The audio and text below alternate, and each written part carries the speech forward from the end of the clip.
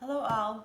This week I'd like to talk about condiments, dressings to go with food, how to cook food with different things to make it taste better, just different ways that you can add to your meats, veggies.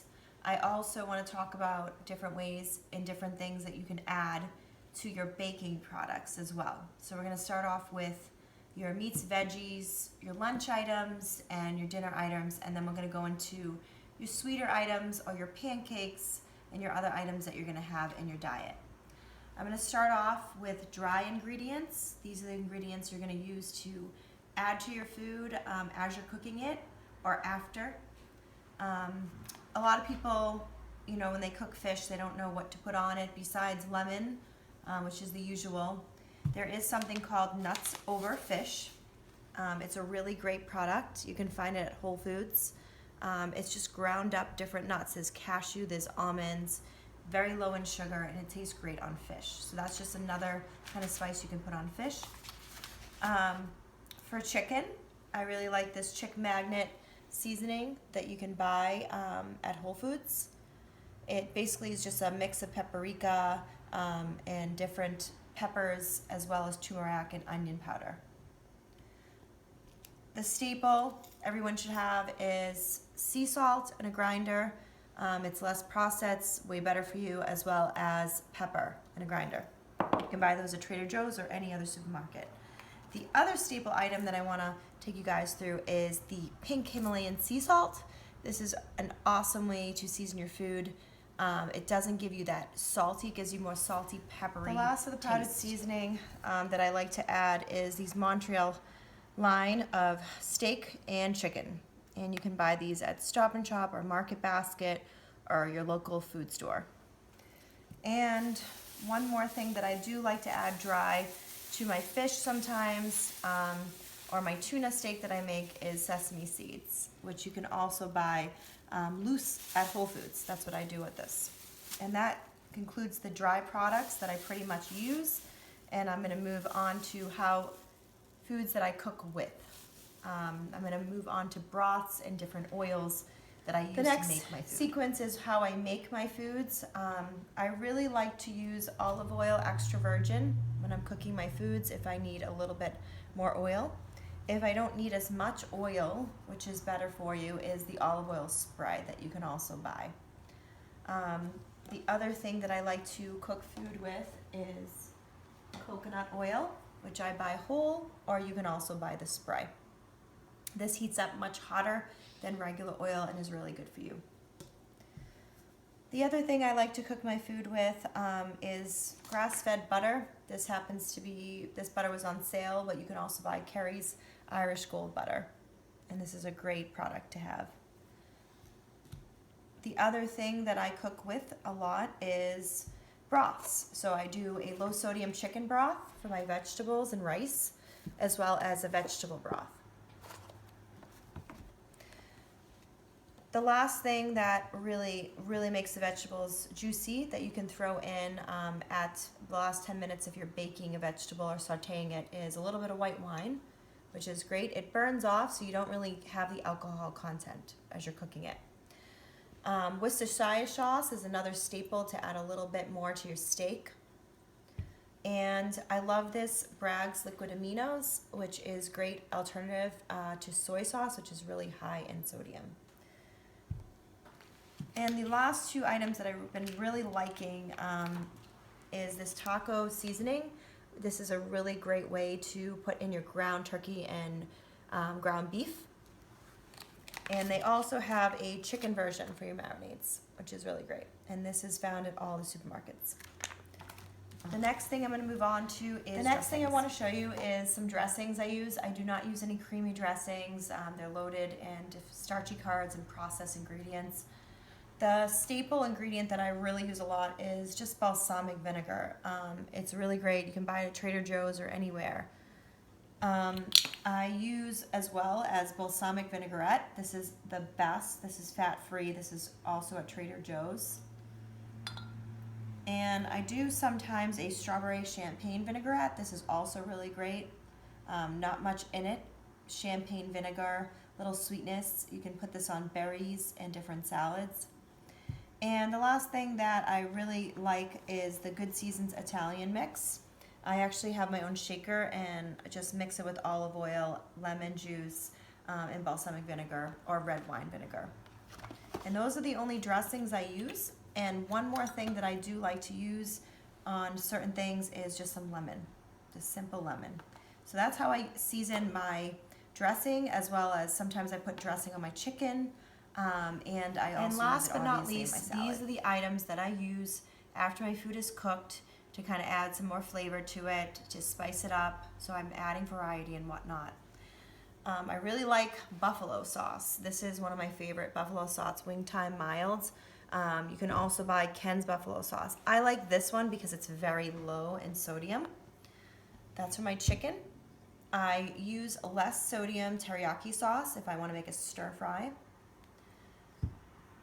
This is also another great item that's low in sodium. It's KC Masterpiece Steakhouse barbecue sauce, and I use that along with Worcestershire sometimes.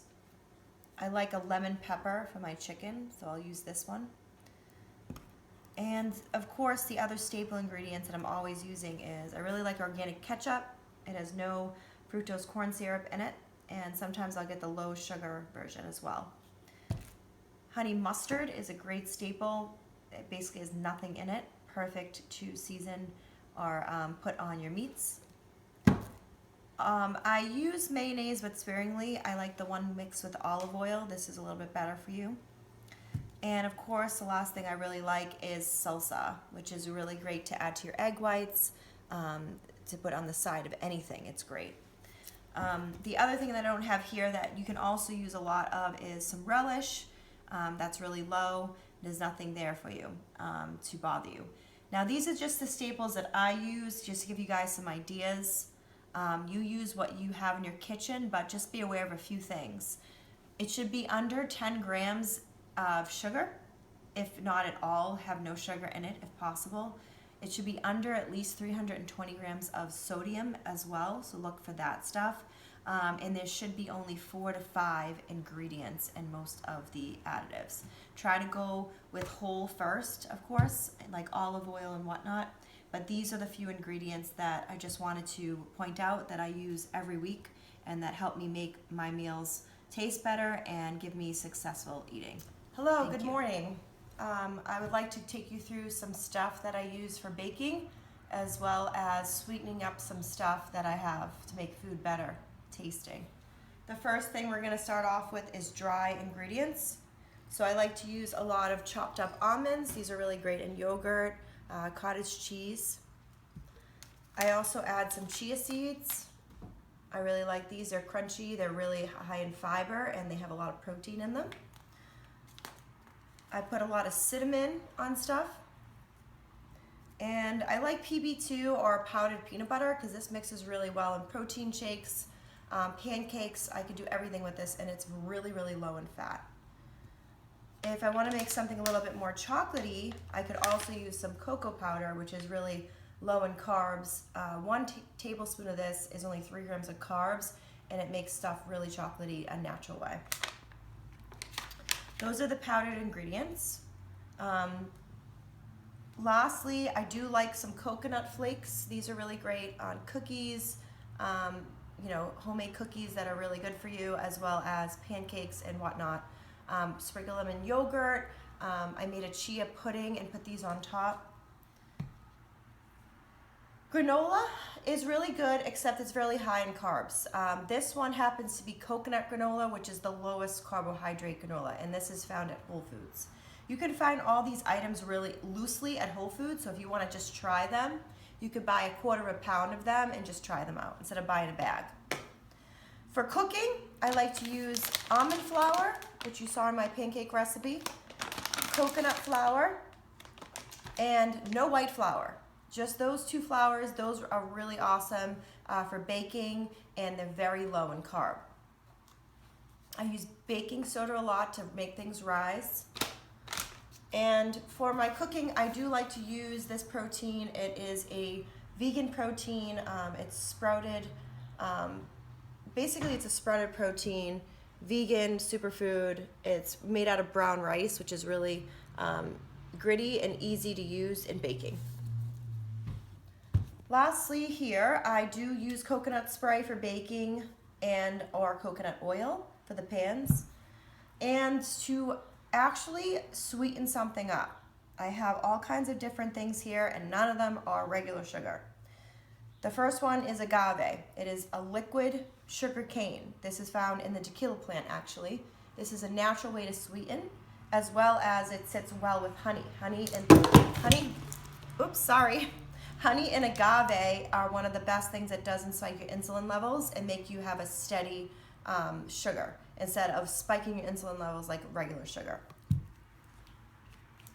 Another one that's in the liquid family, which is low in carbs, is that coconut nectar, which is very similar to these guys, except it has even lower glycemic.